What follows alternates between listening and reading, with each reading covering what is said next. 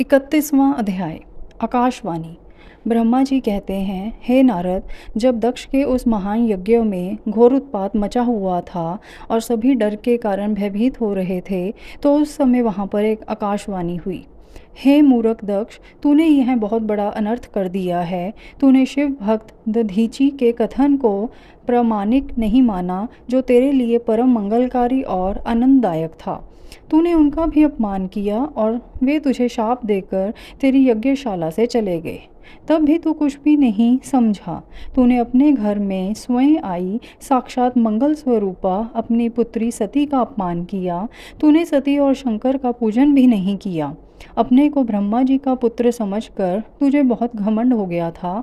तूने उस सती देवी का अपमान किया जो सत्पुरुषों की भी आराध्य हैं। वे समस्त पुण्यों का फल देती हैं। वे तीनों लोकों की माता, कल्याण स्वरूपा और भगवान शंकर की अर्धांगिनी हैं।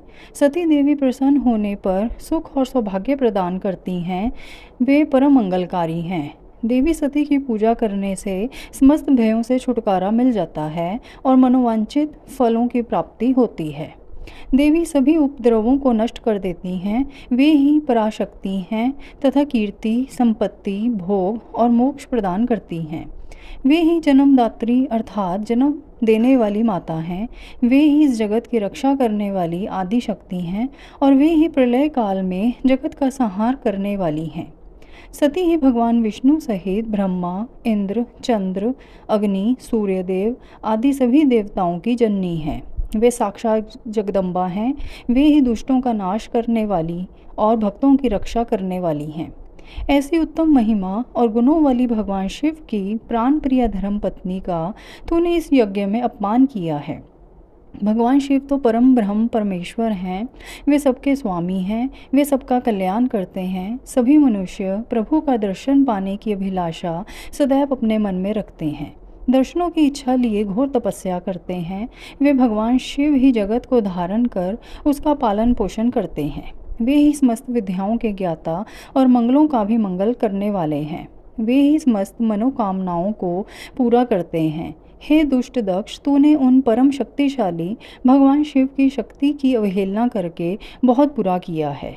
इसलिए तेरे इस महायज्ञ के विनाश को कोई नहीं रोक सकता। जिसके चरणों की धूल शेषनाग रोज अपने मस्तक पर धारण करता है, जिनके चरण कमल का ध्यान करने से ब्रह्मा को ब्रह्मत्व प्राप्त हुआ है, तूने उनका और उनकी पत्नी सती का पूजन न करके बहुत अनिष्ट किया है।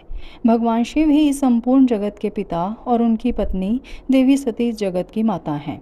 तूने उन माता पिता का सत्कार ना कर उनका घोर अपमान किया है। अब तेरा कल्याण कैसे हो सकता है?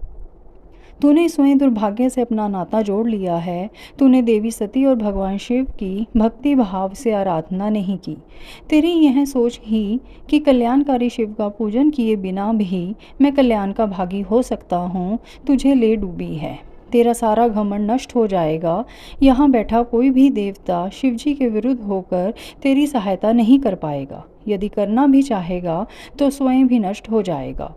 अब तेरा अमंगल निश्चित है। सभी देवता और मुनिगण यज्ञ मंडप को छोड़कर तुरंत यहाँ से अपने अपने धाम को चले जाएं, अन्यथा सबका नाश हो जाएगा।